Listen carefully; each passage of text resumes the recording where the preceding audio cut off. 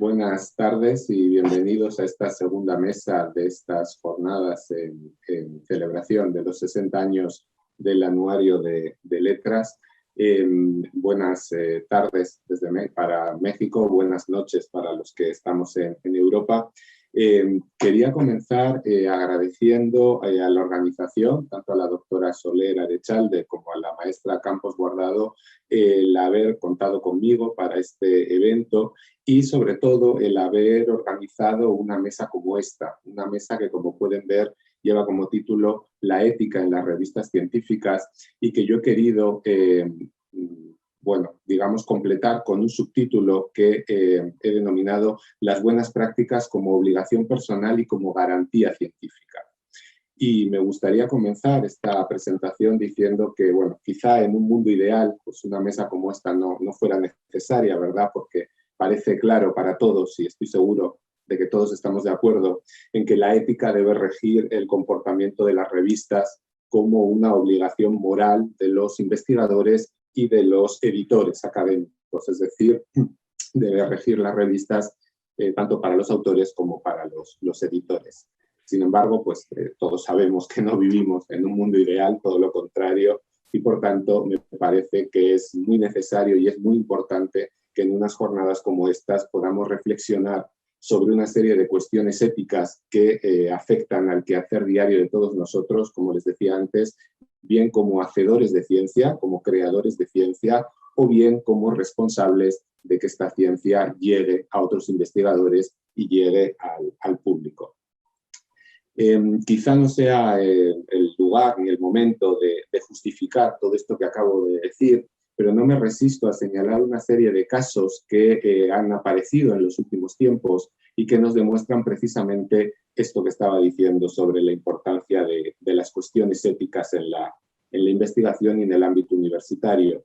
Es probable que todos aquellos que vivan en México y que hayan seguido la academia, la Universidad Mexicana, recuerden el escándalo que se produjo hace ya unos años, ¿verdad?, cuando un miembro del Sistema Nacional de Investigadores, cuando se descubrió que esta persona había construido su carrera a partir del plagio de obras ajenas, en una situación que, por supuesto, no es propia de esta persona, ni siquiera de México, porque casos semejantes, quizá no en las formas, pero claramente en el fondo, pues han ocurrido también, por ejemplo, en el caso de mi país, en España, con un rector de una universidad, y en el caso de Alemania, con un ministro del gobierno alemán que tuvo que dimitir precisamente por esta cuestión.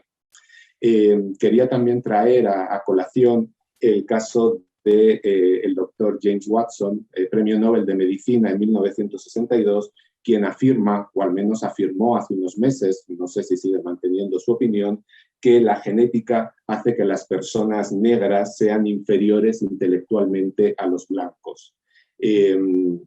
Son situaciones que demuestran la importancia de la ética en la universidad, pero que, no podemos olvidarlo, se enclavan dentro de un mundo como el nuestro, el mundo actual, dominado por las famosísimas fake news, ¿verdad?, dominado por la aceptación de medias verdades, cuando no directamente la aceptación de mentiras en el ámbito público.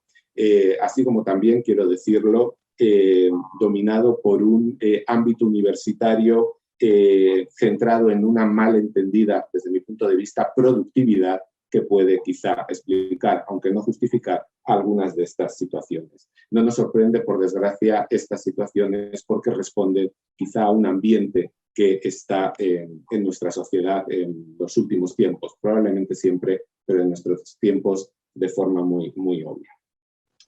Por tanto, son cuestiones como estas las que nos llevan a discutir los debates éticos que plantea la responsabilidad de dirigir, de manejar una revista académica.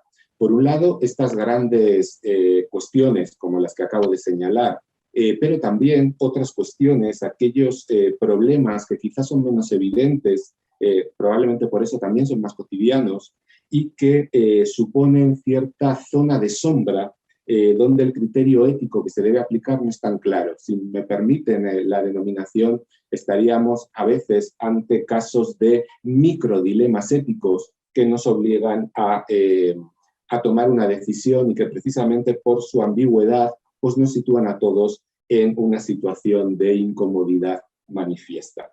¿A qué me refiero con esto? Me refiero a cuestiones, voy a señalar algunas que se me han ocurrido cuando preparaba estas páginas. Cuestiones, por ejemplo, si es ético enviar a evaluar un artículo a un evaluador cuando sabemos que hay una enemistad manifiesta entre el evaluador y el evaluado. Cuestiones como, por ejemplo, qué respuesta dar a un evaluador que quizá, desde mi punto de vista, excediendo su labor, exige la reescritura de un artículo desde su propio punto de vista, no evalúa, sino que juzga un artículo.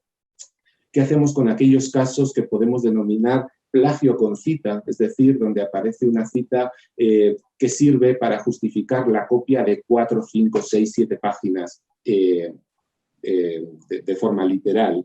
Es decir, ¿qué hacemos en definitiva cuando la situación es tan sutil que no nos permite dar una respuesta categórica, un sí publico, no publico, que sería lo más sencillo, y que nos pone en realidad en una línea tan delicada, una línea tan difusa, una línea tan conflictiva, que supone, por un lado, no censurar, pero al mismo tiempo tampoco permitir cuestiones que todos consideramos inaceptables?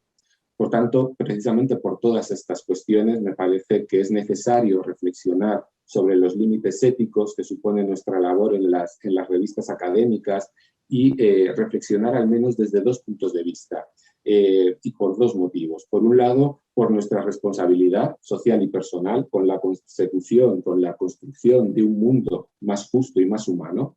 Y por otro lado también, y es importante decirlo, porque esta cuestión supone, o mejor, por lo que esta cuestión supone desde el punto de vista académico y científico, porque solo así es como vamos a lograr que cumplir nuestra tarea, que no debería ser otra que ampliar el conocimiento científico. Precisamente fíjense que estoy volviendo a esos 2 puntos que he señalado en el subtítulo de la mesa de obligación personal y además garantía científica.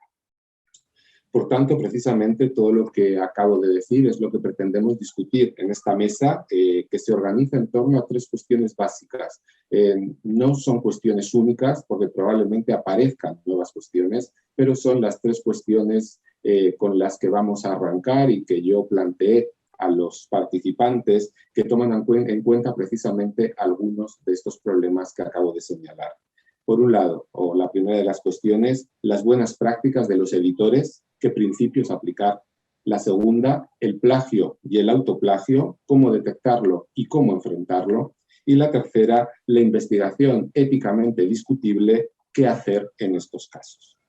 Mi idea, cuando organicé esta mesa, es que los responsables de diversas revistas, tanto mexicanas como extranjeras, expongan y discutan qué principios y qué prácticas aplican o se pueden aplicar, si han tenido la suerte de no encontrar estos problemas, ¿verdad?, en su labor cotidiana. Es decir, cuáles son los criterios que siguen para hacer que la publicación de los trabajos en sus respectivas revistas sea lo más justa y lo más adecuada posible.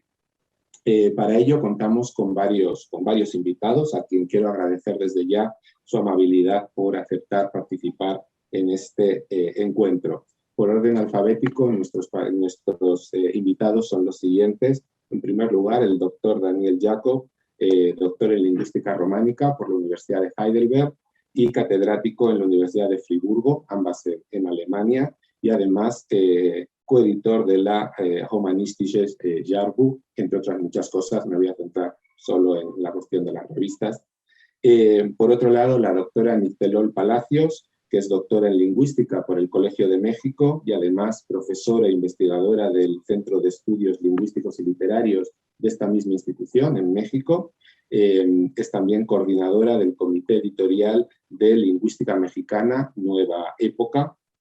En tercer lugar, y confío en que podamos solucionar los problemas técnicos, la doctora Violeta Vázquez Rojas, doctora en Lingüística por la Universidad de Nueva York y profesora investigadora del Centro de Estudios Lingüísticos y Literarios del Colegio de México, en México.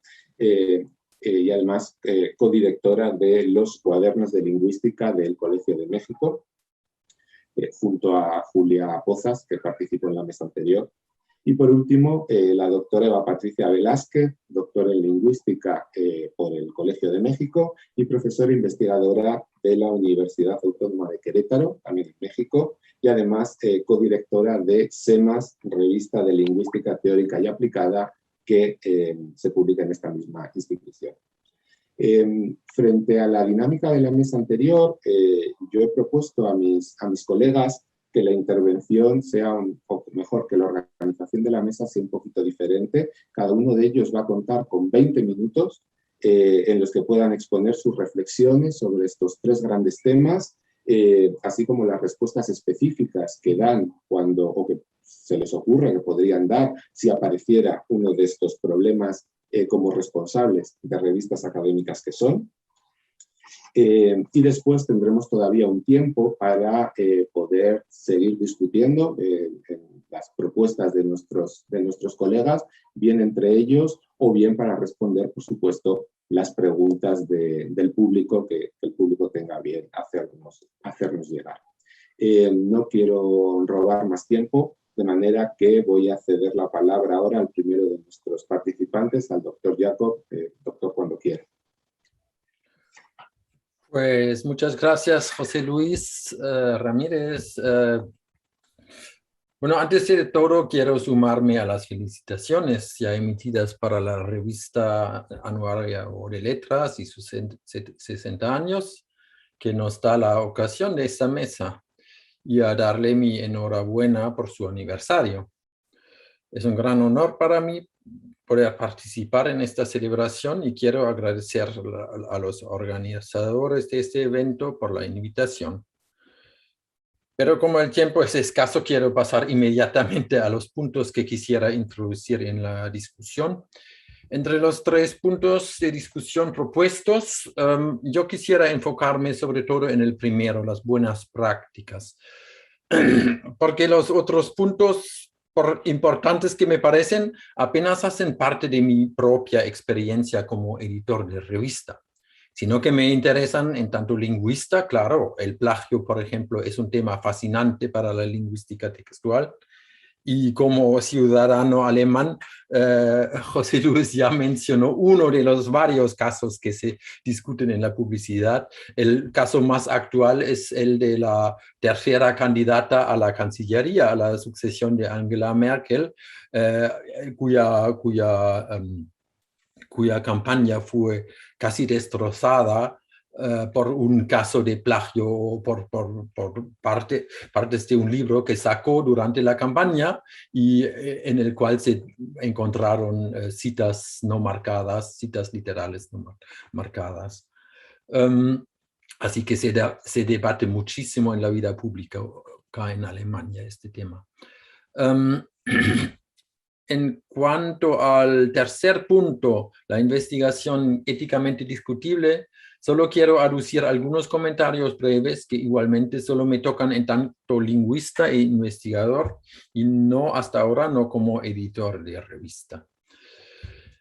En lo concerniente a las buenas prácticas, quisiera volver al asunto que ya se comentó en profundidad en la mesa anterior. Debo admitir que no había notado que este tema también o sobre todo salía en la primera mesa y que había interpretado algunas de las consignas que José Luis nos dio y que acaba de exponer otra vez.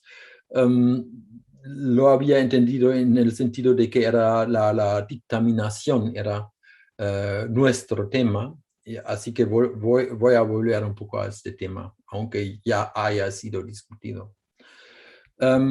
De hecho, la revista Romanistisches Jahrbuch, que yo represento aquí en esta mesa, en varios puntos no corresponde a la clásica revista científica, o para decirlo de otra manera, clásica sí que es, pero clásica en el sentido de seguir todavía en parte modelos tradicionales de una revista en el campo de humanidades, lo que se traduce sobre todo por el hecho de que todavía no hemos introducido un proceso formal de dictaminación por evaluación paritaria, es decir, por un peer review. Es decir, por ahora somos un colectivo de editores, 3 de literatura, 4 de lingüística. Somos todos personas ya avanzadas en su trayectoria académica y solemos decidir de manera colegial en una discusión común sobre los artículos que se van a publicar y sobre los cambios que se imponen o que se aconsejan a los autores. Tengo que precisarlos, los 3 editores de literatura deciden sobre los artículos que tocan a la crítica literaria, cosas de literatura, Literaturwissenschaft, ciencia de la literatura, como decimos en alemán, y los 4 editores lingüistas deciden sobre los artículos que tratan temas lingüísticos. Así que ven que seguimos por ahora un modelo muy tradicional, old school, de base meritocrática, y también basado en un esquema disciplinario que corresponde al modelo tradición de la disciplina filología románica.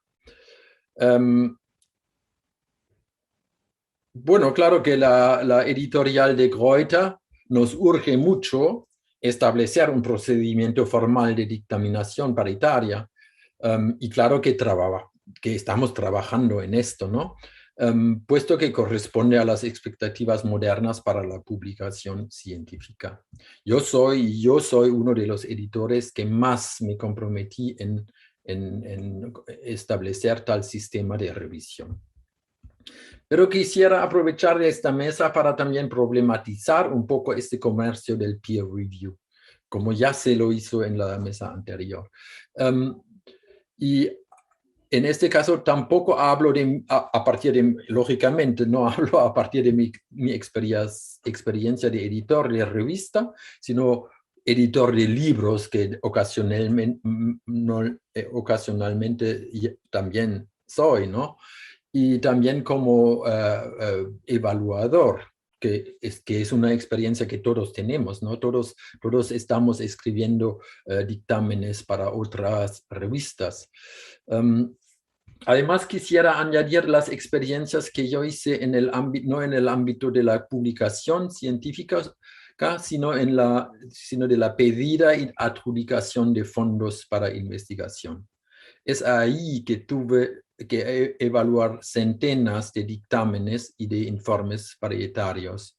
Y aquí vi muchas cosas de esas que José Luis ya mencionó, a saber, informes que pasaban por completo al lado de las intenciones de los proyectos sometidos, sea por haber leído mal, sea por sencillamente no los haber entendidos. Una situación que tal vez todos conocemos es que un evaluador pertenece a otra escuela o corriente, lo que también existe, lo que lo impide a reconocer o incluso a entender el valor de tal o tal planteamiento o cuestión.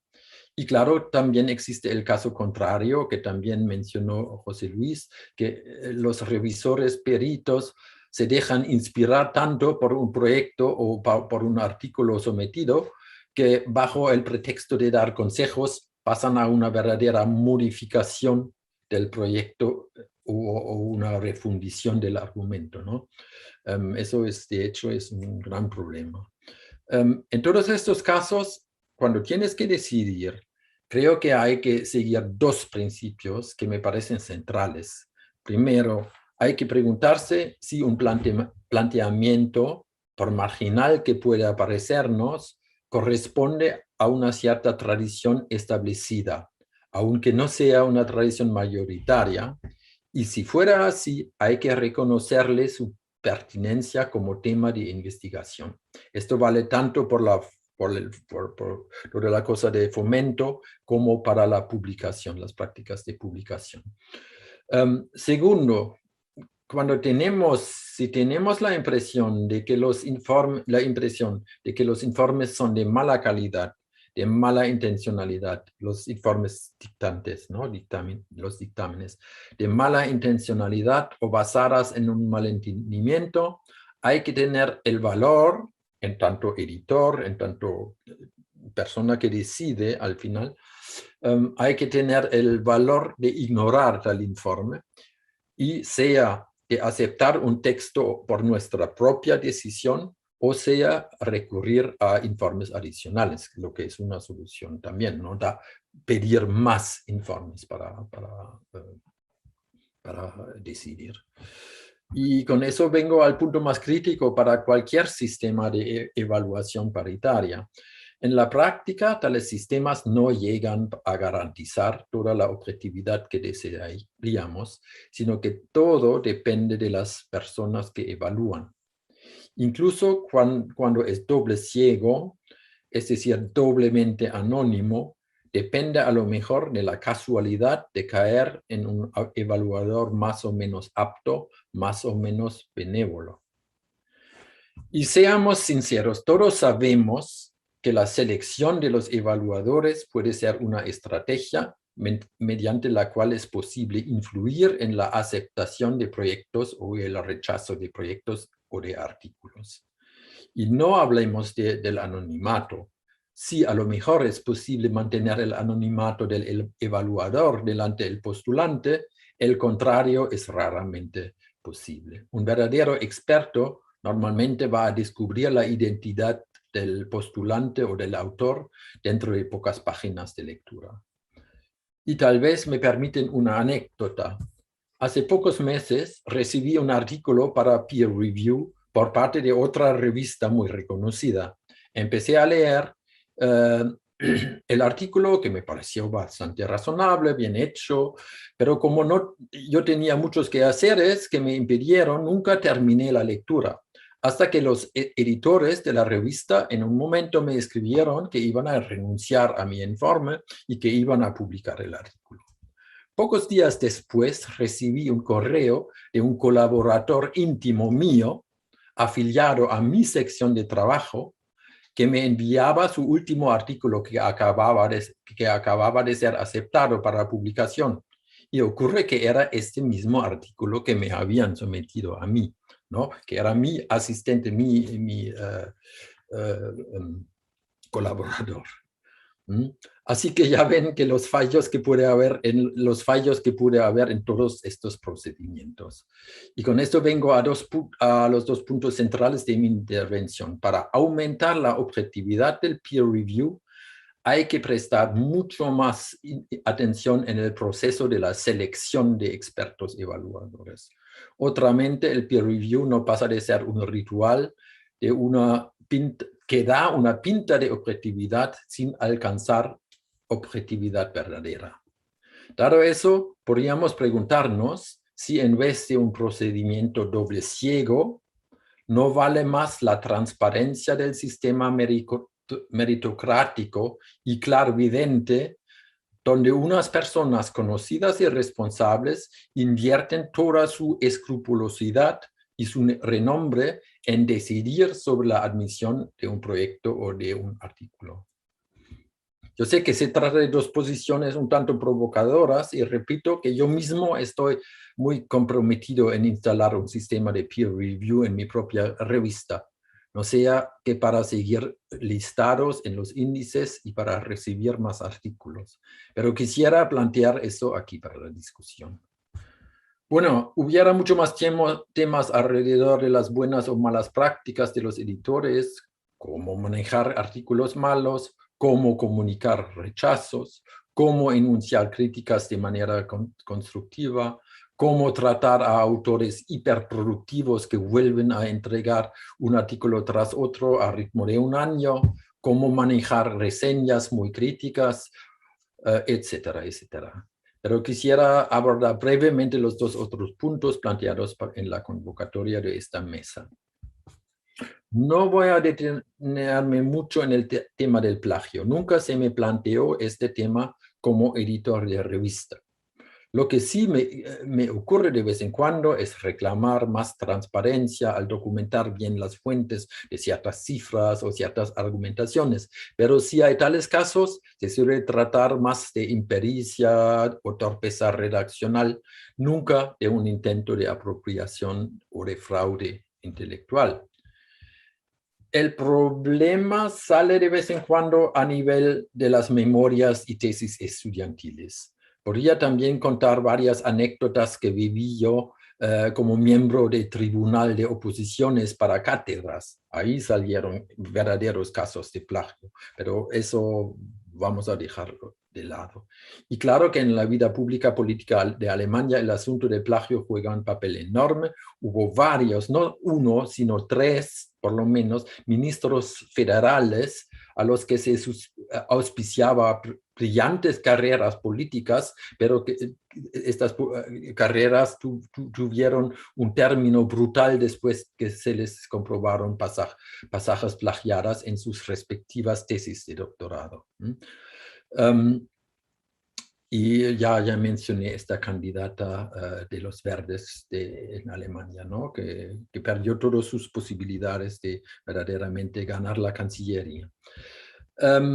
En cuanto al autoplagio, creo que me voy a saltar esta parte, que eso sí se da de vez en cuando, en que no es plagio, sino que hay autores que entregan un artículo y cuando sea recibido, por una u otra manera hacen entender que es un artículo que ya ha sido publicado más o menos de la misma forma en otra revista. Eso es más bien un problema técnico me parece. Para venir a la investigación éticamente cuestionable. Aquí tampoco tengo experiencia personal, pero veo dos puntos a priori problemáticos en el ámbito de la lingüística.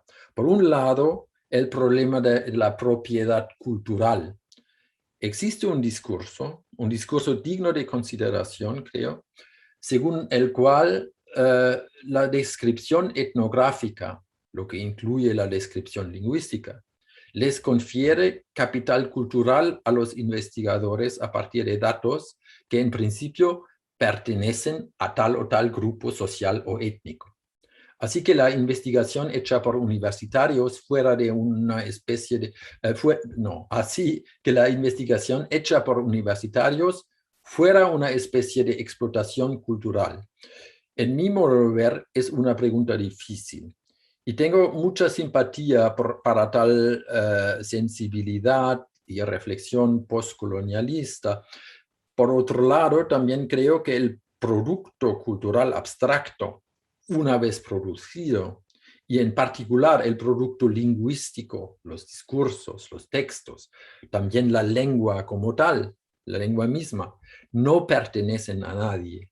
Al utilizarlos y menos al describirlos en tanto lingüistas, no le quitamos nada a nadie. Pero estoy consciente que tales problemas tal vez se ven de manera distinta desde América Latina con su riqueza étnica y lingüística y desde México en particular. Finalmente, no quisiera terminar mi intervención sin mencionar un punto que hasta ahora no se dio en mi práctica de editor, pero que veo surgiendo en el horizonte y que podría resultar altamente problemático. Es el de la corrección política y de la llamada cancel culture. José Luis Ramírez habló en un correo electrónico al preparar esta mesa de autores que podrían defender posiciones éticamente reprobables. Y también mencionaste un caso en la introducción. Hasta ahora creo que tales posiciones son muy raras, sino inexistentes, entre lingüistas y filólogos. Pero vivimos un periodo en que hay que constatar que los límites de lo éticamente reprobable se están extendiendo con una rapidez cada vez más vertiginosa, no solo en lo que atañe a las opiniones, los contenidos, los conceptos, sino también en lo que toca a la mera lengua. Como digo, hasta ahora el problema no me tocó en el contexto de la revista, pero sí que tuvimos un tremendo problema en un congreso que organizamos en febrero de este mismo año en Friburgo, donde un colega muy respetable y de alto renombre pronunció y escribió palabras que hasta recientemente eran corrientes, pero hoy están proscritas por la corrección política. a lo menos en inglés y en alemán. Hay que precisar que no las utilizaba el colega, sino que los citaba como ejemplos. Quiero ahorrarles a ustedes el informe sobre el escándalo que estalló y lo que nos costó pacificarlo en este congreso. Ya termino. Francamente, me sorprendería que tal problema no salga pronto o tarde en uno de los artículos que nos someten. Tal vez en este asunto también el mundo hispanohablante no va al mismo ritmo que el ámbito anglófono o germanófono, pero en el fondo es uno de los problemas que más me preocupan. ¿Qué vamos a hacer? ¿Seguir la vía de la atención identitaria y la sensibilidad lingüística, lo que requiere nuestra profesión de lingüistas, o adherir al principio de la libertad de expresión, lo que pide la función de editor? Francamente, hasta ahora no tengo una decisión clara en eso. Sobre esta duda quiero terminar, ya que ya he hablado más de lo que debería, creo. Muchas gracias. Muchísimas gracias, doctor. Muchísimas gracias por estas reflexiones y por estas referencias.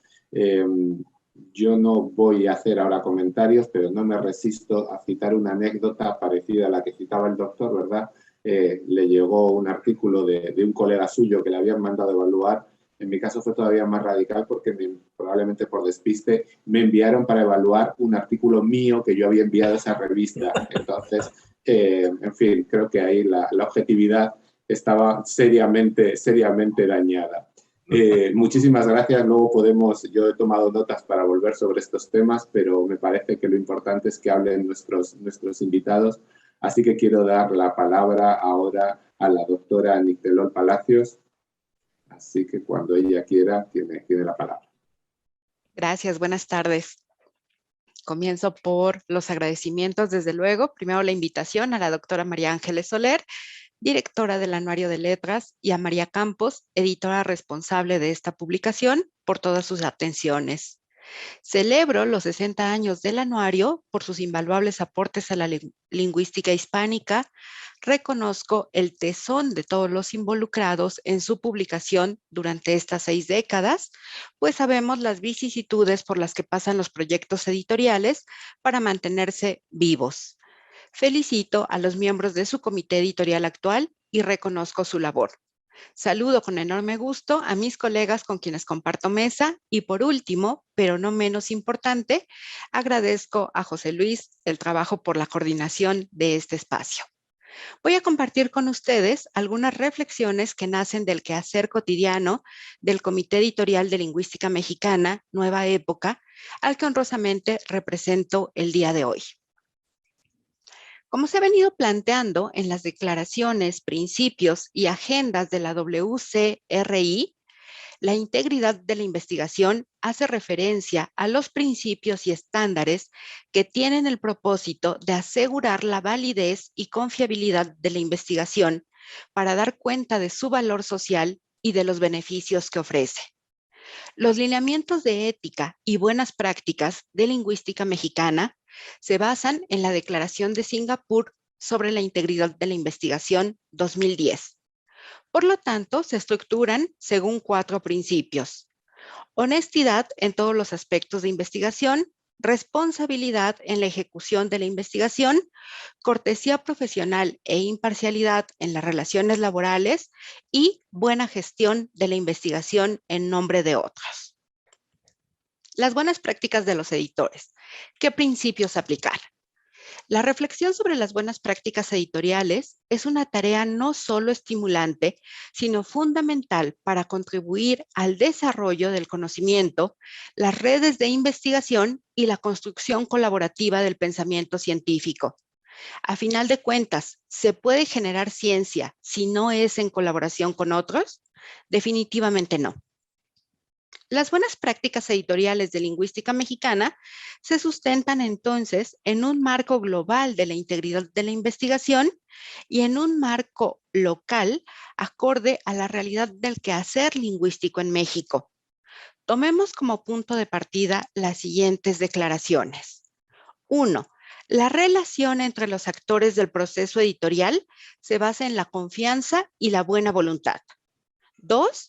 En todos los gremios hay grupos en competencia, egos y actitudes mezquinas. 3. El editor no deja de ser parte de la comunidad científica ni está exento de las prácticas señaladas en 2.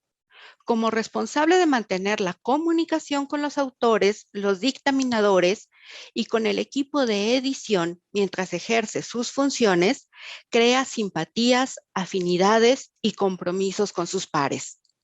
¿Cómo trabajamos en lingüística mexicana para cumplir o tratar de cumplir nuestra responsabilidad e intentar salvaguardar en todo momento la integridad en la publicación? Todas las decisiones académicas y editoriales se toman por acuerdo o mayoría en su comité editorial, integrado por 5 colegas que cumplen este cargo por invitación de la asamblea y lo desempeñan por 1 o máximo 2 periodos de 3 años. Esto incluye desde luego al coordinador. La renovación en los equipos nos parece una primera práctica de ética. Aunque revistas de gran envergadura han estado indisociablemente vinculadas a sus fundadores o han tenido directores vitalicios, consideramos que la generación del conocimiento se ve favorecida por el dinamismo, que el cambio de los agentes puede evitar o al menos disminuir que se generen compromisos entre pares y desgastes o vicios en los procesos comunicativos, en el interés y revisión de las distintas acciones del proceso o en cualquier otro aspecto que pueda comprometer la transparencia o la calidad de la revista. El trabajo de cada integrante del comité comienza por llenar de manera individual un formato de predictamen donde propone evaluadores, especialistas en el tema del texto sometido a evaluación. Después estos formatos se comparten exclusivamente entre las integrantes del comité y cuando se especifica que hay algún punto a discutir, el caso se agenda para analizarlo en nuestra reunión mensual. Esta práctica, primero individual y después colegiada, está orientada a la regulación gremial. Mediante el predictamen y la discusión respetuosa pero franca, pretendemos evitar que se incurra en prácticas que conllevan problemas éticos. Si se requiere, informamos sobre enemistad evidente entre autor y posible evaluador, conflicto de intereses o endogamia, no necesariamente declarada, pero conocida entre colegas. La endogamia en la evaluación es un asunto difícil de abordar, porque al margen de adscripciones a una casa de estudios en particular, estamos convencidas de que el conocimiento se construye en redes, ya sean domésticas o condominios en otras latitudes, y responde a un ejercicio de libre asociación. Por lo tanto, no creemos que toda práctica de evaluación interna sea dudosa. No obstante, nos esforzamos por evitarla, puesto que una responsabilidad básica del comité es buscar y gestionar una evaluación imparcial, rigurosa, propositiva y confidencial. El comité revisa también los dictámenes recibidos. Otra tarea delicada del proceso, porque en la actualidad la generación del conocimiento se sustenta en el sistema doble ciego de revisión por pares y es necesario respetar y valorar las observaciones académicas de los dictaminadores. Sin embargo, más allá de la solicitud de un tercer dictamen necesario cuando las evaluaciones resultan contradictorias, llegamos a descartar dictámenes cuando notamos que se ha hecho una evaluación descuidada o apresurada. Por ejemplo, cuando se marca todo como muy bueno o muy malo, sin recomendaciones o precisiones. Lo mismo ocurre cuando se violenta el principio de la cortesía profesional y la imparcialidad. Es decir, cuando la evaluación es claramente tendenciosa, ya no digamos personal, sino con una postura ideológica renuente a aceptar variaciones de un mismo tema o cuando transgrede la confidencialidad. Lamentablemente, hemos llegado a recibir algún dictamen fuera del estilo académico esperado, donde el dictaminador, quizá protegido por el anonimato, soslaya que se trata de una tarea académica en la que debe limitar sus comentarios a las áreas de su especialidad, que esta comunicación se da entre pares y que no se le pide una coautoría ni una dirección. El dictaminador puede rechazar con argumentos una propuesta, pero es inadmisible hacer juicios de valor sobre el autor. Queremos destacar que la cartera de dictaminadores de lingüística mexicana ha crecido considerablemente en los últimos 5 años. Se ha diversificado y está formada por colegas altamente comprometidos con esta tarea crítica, propositiva y siempre ingrata. Han sido nuestros colegas quienes, por ejemplo, en alguna ocasión han advertido que un texto está siendo evaluado simultáneamente en 2 revistas, o que una vez dictaminado en alguna de ellas, se ha enviado a Lingüística Mexicana sin atender las sugerencias que por entonces se le habían hecho y viceversa. Textos que se rechazaron en Lingüística Mexicana y se presentaron como propuestas de publicación en otros espacios sin haber hecho ninguna modificación. Para estos casos, el diálogo con los colegas editores de otras revistas es también de gran valía.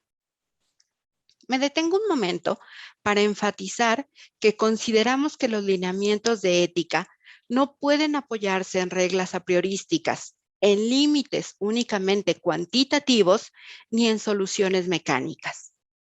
Voy a hablar ahora del autor, la autoría, el plagio y el autoplagio como parte central del proceso de ética.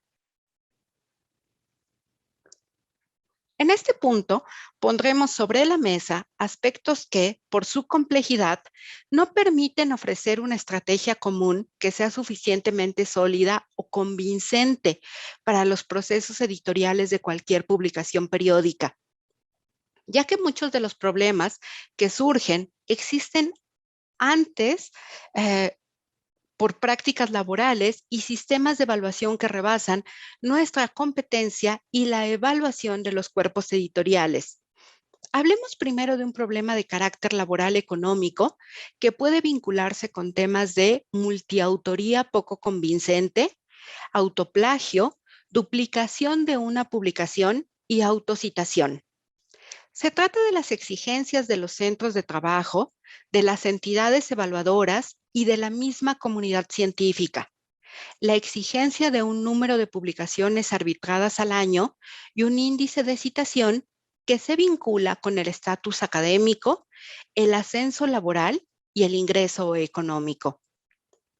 Como se señala en la Agenda de Ámsterdam 2017 y en los Principios de Hong Kong 2019, no es suficiente con reconocer estas trabas ni con generar códigos punitivos.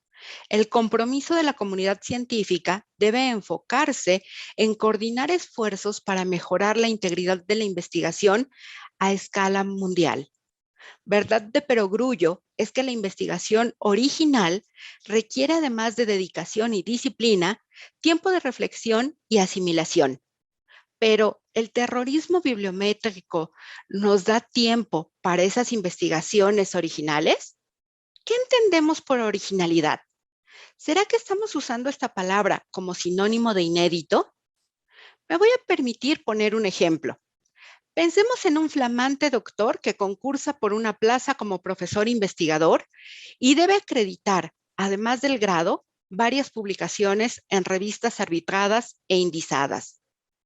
Para completar la imagen, consideremos que en México algunas convocatorias establecen que el postulante debe ser nivel 1 en el Sistema Nacional de Investigadores. ¿Qué tipo de publicaciones se esperan de él y cómo determinamos la originalidad? Espera la comunidad científica y la institución empleadora que, además de cursar el posgrado, construir la investigación doctoral y trabajar si no recibió financiamiento, haya elaborado otras investigaciones? ¿Considera que durante el posgrado debe publicar reelaboraciones mejoradas de trabajos escolares de final de semestre? ¿Debería publicar adelantos o versiones previas de los capítulos de tesis? ¿O bien publicar versiones más o menos reelaboradas, aunque necesariamente apresuradas, de los capítulos de tesis? Hay pronunciamientos a favor y en contra de cada una de estas posibilidades, y esas diferencias se vuelven palpables en las decisiones de los dictaminadores. Puesto que uno de los objetivos de la AMLA, cito, es colaborar en la formación de profesionistas en todas las áreas relacionadas con el estudio y el uso del lenguaje, fin de la cita, en Lingüística Mexicana impulsamos a los estudiantes a que sometan a dictamen propuestas cuya primera versión pudo originarse en sus trabajos escolares. Consideramos que, independientemente de si se aceptan o rechazan, es importante que sus autores reciban retroalimentación, puesto que las prácticas de escritura académica y la formación de investigadores requieren de ejercicio continuo. Se incurre en autoplagio únicamente cuando el autor no hace referencia explícita al trabajo previo o integral de investigación donde ha presentado la información que está poniendo evaluación. ¿Hay una escala que nos permita determinar autoplagio, cuasi autoplagio, medio original, totalmente original?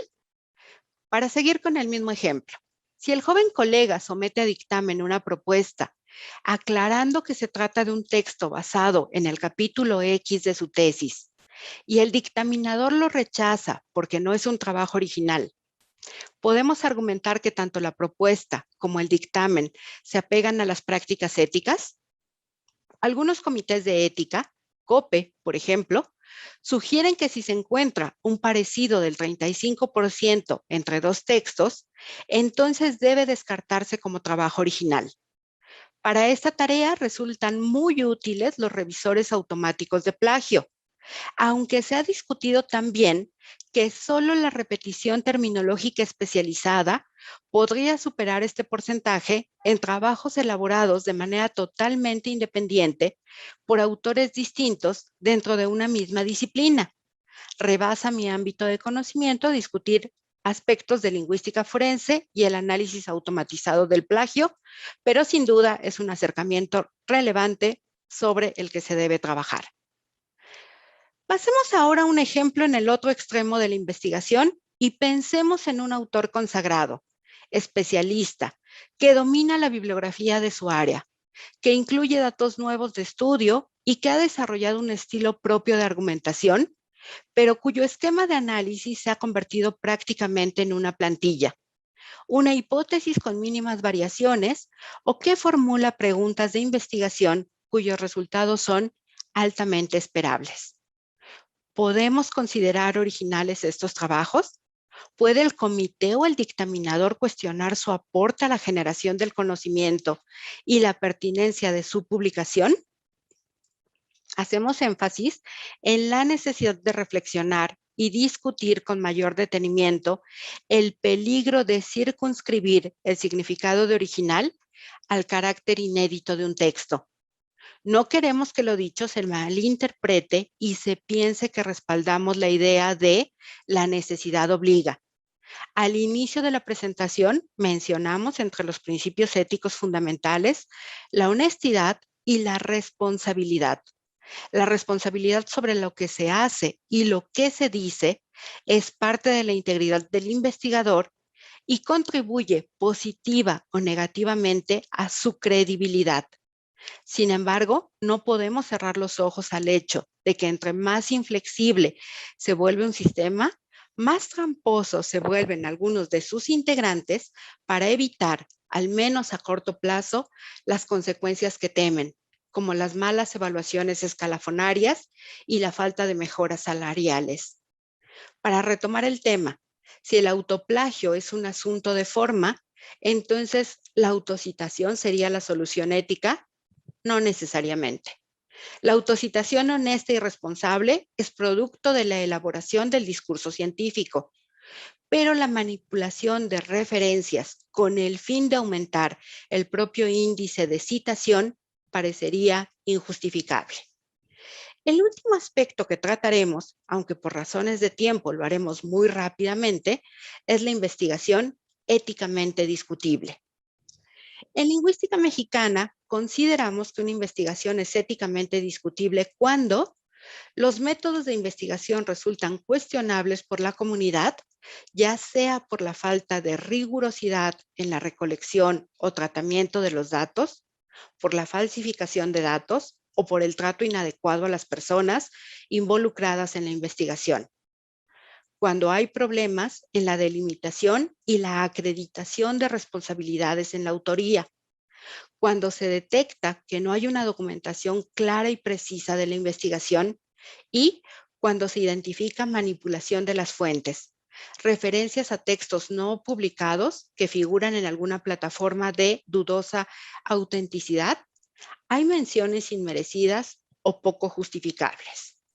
Otro punto que solo esbozaré aquí y que, si da tiempo, podemos tratar más tarde, son las autorías y las coautorías dudosas, el orden de los autores por imposición y la falta de reconocimiento o mención de quienes participaron en el proceso de investigación: colegas, becarios, asistentes, transcriptores, fotógrafos, entrevistadores, etcétera, o a instituciones y programas de financiamiento. Llegados a este punto, trataré de cerrar el círculo expositivo. Es responsabilidad del Comité de Lingüística Mexicana hacer trabajo colegiado y argumentar si una propuesta levanta sospecha sobre alguno de los 4 puntos mencionados, que puedan impedir que continúe el proceso hacia la publicación, por lo cual se debe pedir al autor alguna serie de aclaraciones, pero ni el comité editorial ni los dictaminadores son culpables de las malas prácticas de un autor. Por otra parte, el uso de la plataforma OJS ha favorecido la transparencia en el manejo de todo el proceso editorial. Desde luego, el que los autores declaren que han cumplido con las normas y reglamentos de la revista no evita que alguno actúe de mala fe, pero evidencia que éste ha quebrantado intencionalmente la integridad de la investigación. Para terminar, una revista académica se rige por criterios de calidad editorial y esta puede medirse a partir del cumplimiento de las normas que ella misma se impone. En lingüística mexicana partimos siempre del supuesto de que todos los actores del proceso son dignos de confianza. Al hacer explícitas las normas éticas y los compromisos y derechos de cada uno de los participantes en el proceso, tratamos de impulsar las buenas prácticas editoriales, pues consideramos que es más sencillo para todos cumplir con las normas cuando éstas se describen con claridad y cuando los procesos se declaran públicamente. Entendemos que además de las declaraciones, nuestra responsabilidad incluye promover la autonomía editorial, velar por un buen sistema de revisión y mantener la confidencialidad del proceso y del texto mismo. Estamos conscientes de la responsabilidad que implica la buena gestión de la investigación en nombre de otros, como lo señala la propia Declaración de Singapur. Hay que agregar que ya que Lingüística Mexicana se sostiene con la contribución de los socios de la AMLA, hay un compromiso permanente por cuidar los recursos y fortalecer la participación de diversos grupos de investigación. Muchas gracias. Muchísimas gracias, doctora Palacios. Muchísimas gracias por exponer de una forma tan precisa todas esas digamos, decisiones o esos lineamientos que siguen en la revista y que creo que vamos a poder discutir. Y muchísimas gracias también por plantear una serie de estos microdilemas de los que yo estaba hablando al comienzo, ¿verdad? Esas situaciones dudosas que a uno le llevan a preocuparse y no saber bien si está actuando de una forma correcta o directamente se está poniendo en el papel de censurador, ¿verdad? Creo que todas estas cuestiones las vamos a poder tratar más adelante.